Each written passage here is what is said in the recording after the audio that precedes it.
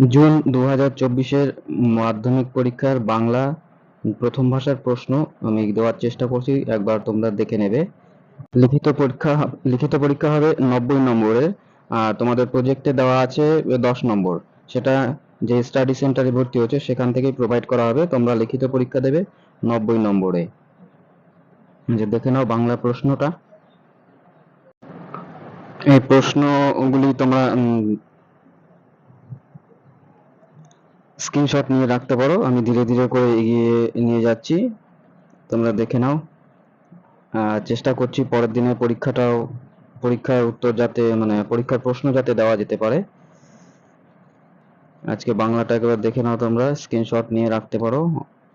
ছোট্ট একটি ভিডিও, যদি তোমাদের উপকারে আসে তাহলে খুব ভালো হবে।